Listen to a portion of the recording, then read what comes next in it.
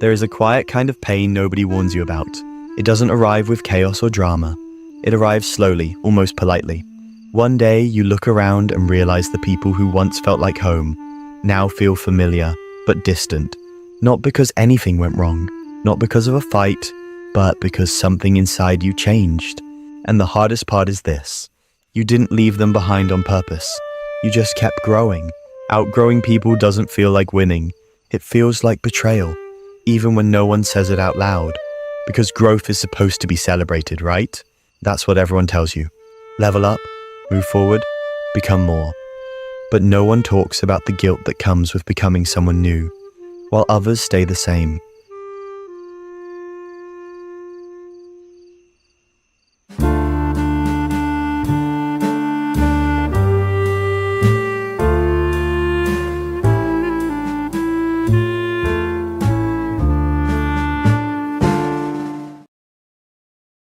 At first, it's subtle. You notice conversations feel repetitive. The jokes don't land the way they used to. The dreams you talk about are met with silence or polite nods or quick subject changes. You start editing yourself, shrinking your thoughts, downplaying your progress. Not because you're arrogant, but because you don't want to make anyone uncomfortable. And that's where the guilt begins, because a part of you wonders, am I changing too much? Am I becoming someone they can't recognize anymore? Am I leaving people behind just by moving forward? Here's the truth. Most people never say out loud. Outgrowing others doesn't mean you think you're better than them. It means you're no longer the same version of yourself that fit comfortably into the old dynamic. And dynamics don't break loudly. They fade. You used to bond over the same struggles, the same fears, the same frustrations. But now, you're solving problems they're still stuck inside. You're asking questions they're avoiding. You're choosing discomfort in a way they're not ready for. And suddenly you feel like the odd one out, even though you're the one who changed. So you start feeling responsible. Responsible for the distance, responsible for the silence, responsible for the shift. But growth doesn't ask for permission, it just happens. And still, the guilt stays. Because when you grow, you don't just gain clarity, you gain awareness. You become aware of patterns you once tolerated. You notice emotional loops you once laughed off. You see behaviors you once normalized and can no longer ignore. And that awareness creates separation, not physically at first, but emotionally. You're still in the same room, but you're no longer in the same place. And the worst part? You miss them. You miss who they were to you. You miss who you were with them. You miss the version of yourself that didn't overthink every interaction. That didn't feel guilty for dreaming bigger. That didn't feel like growth came with loss. Because here's the uncomfortable truth. Growth always costs something. Sometimes it costs comfort. Sometimes it costs certainty. And sometimes it costs people. But society romanticizes growth. It shows the highlight reel, the success, the confidence, the glow up. It rarely shows the quiet nights where you wonder if you've become too different to belong anywhere. You start asking questions like, why do I feel lonely even when I'm doing better? Why do I feel guilty for wanting more? Why does success sometimes feel heavier than failure? And the answer isn't that you're ungrateful. It's that growth separates before it unites. When you outgrow others, you enter a strange emotional space. You're no longer who you were, but not fully surrounded by people who match who you're becoming. So you float, and floating feels lonely. You don't fit into old conversations, but you don't yet feel fully at home in new ones. And because you're empathetic, because you care, because you remember where you came from, you feel guilty for the distance, even when it wasn't intentional. But here's something important you need to hear. Outgrowing others is not an act of cruelty. It's a consequence of self-respect. When you start choosing honesty over comfort, growth over familiarity, self-awareness over avoidance, some relationships simply can't follow, not because the people are bad, but because the relationship was built for a version of you that no longer exists. And that realization hurt, because you don't want to hurt anyone. You didn't wake up one day and decide to leave. You just stopped abandoning yourself, and that changed everything. There's a reason this guilt feels so heavy.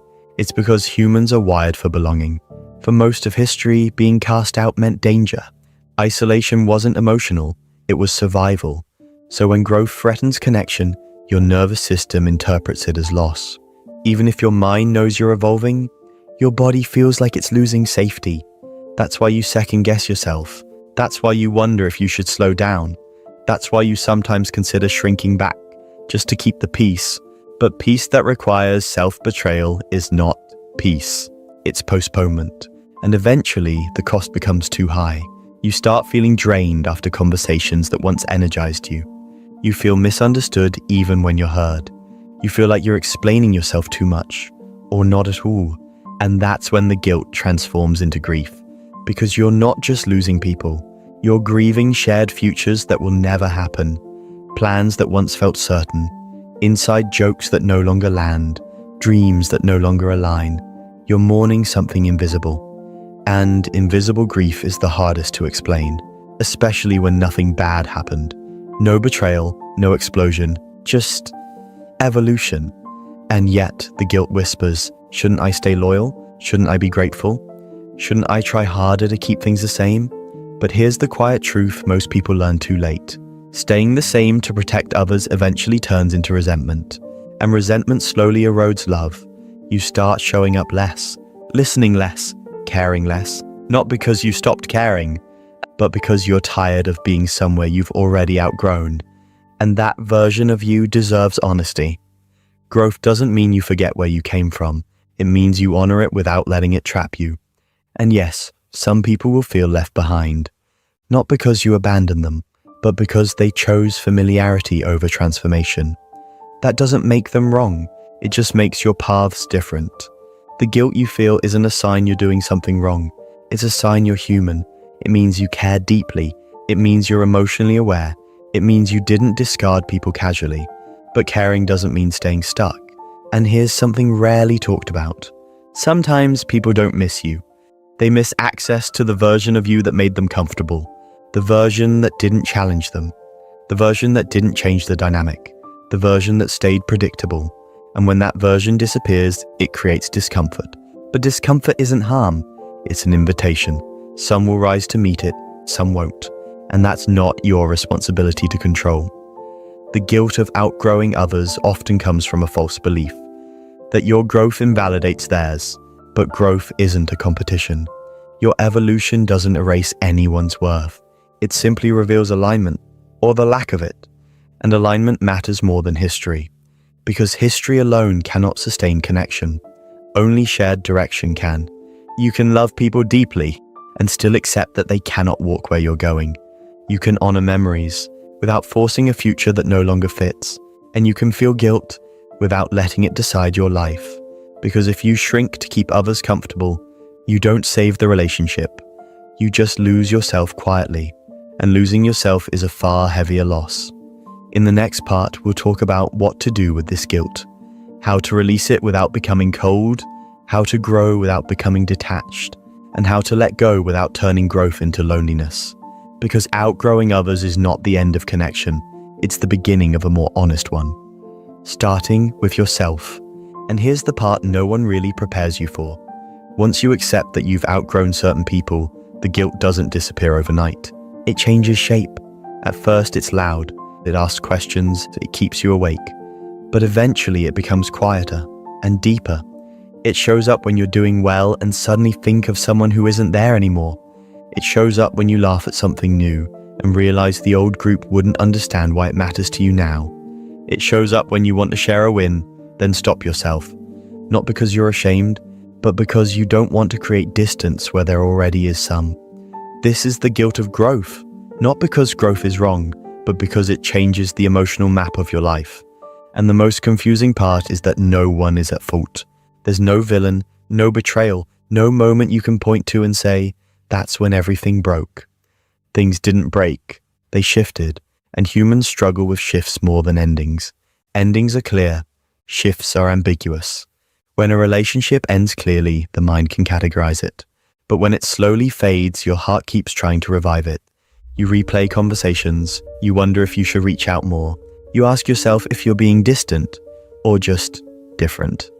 And that internal conflict creates a quiet exhaustion because part of you wants to honor who you are becoming and another part wants to protect who you used to be with them.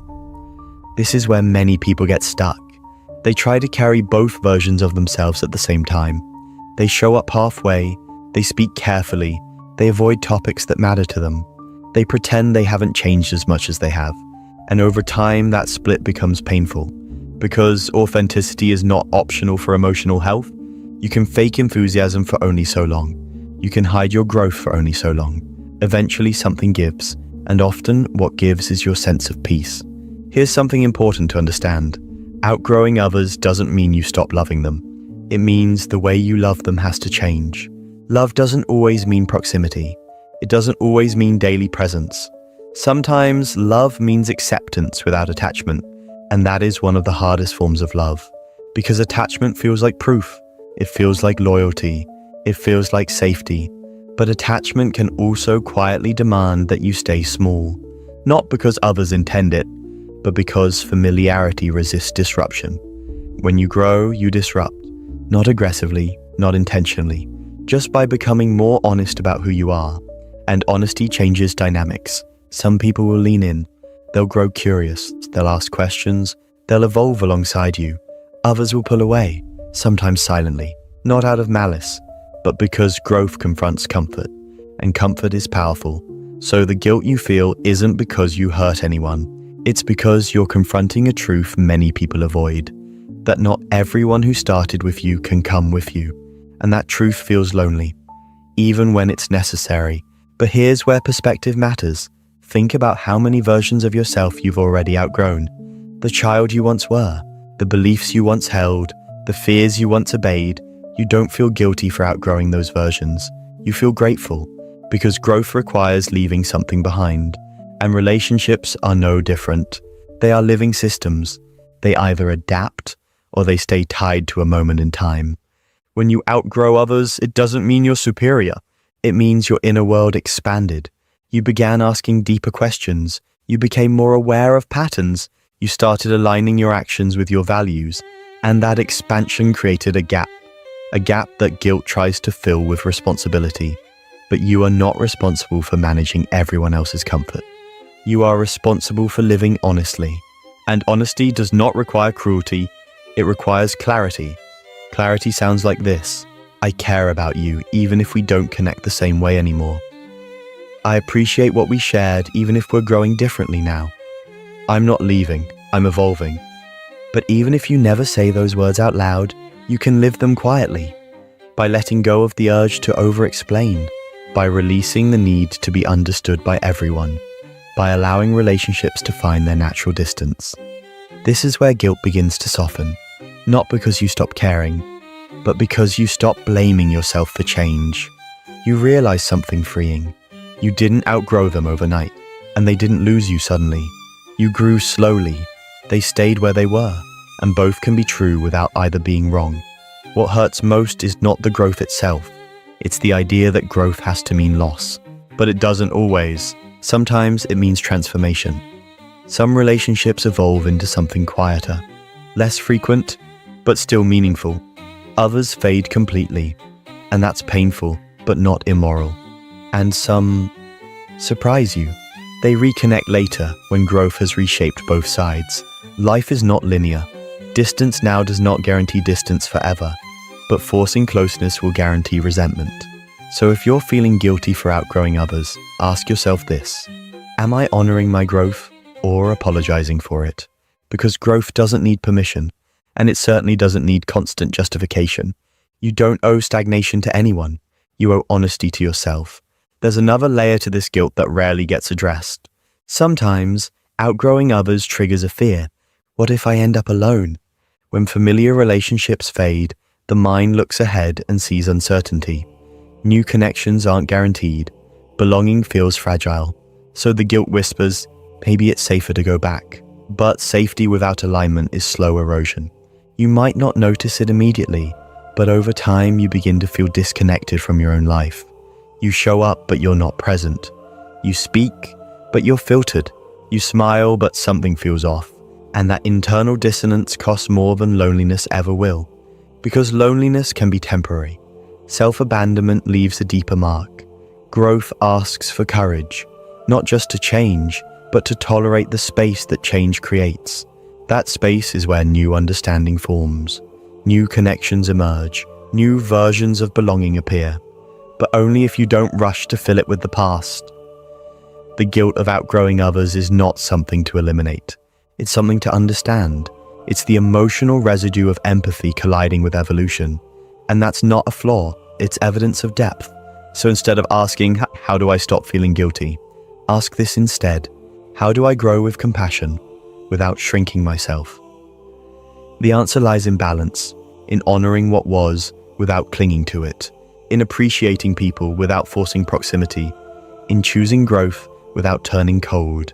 You can wish people well from afar. You can remember them warmly. You can still care without carrying them. And that is not abandonment. That is maturity. Outgrowing others is not a failure of loyalty. It's a sign that your inner world is evolving faster than your environment. And while that can feel isolating, it is also the beginning of deeper alignment.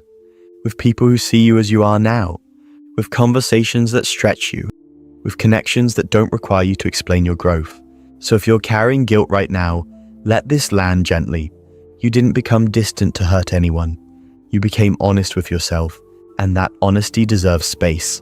Growth will always change who walks beside you, but it will also bring you closer to who you are.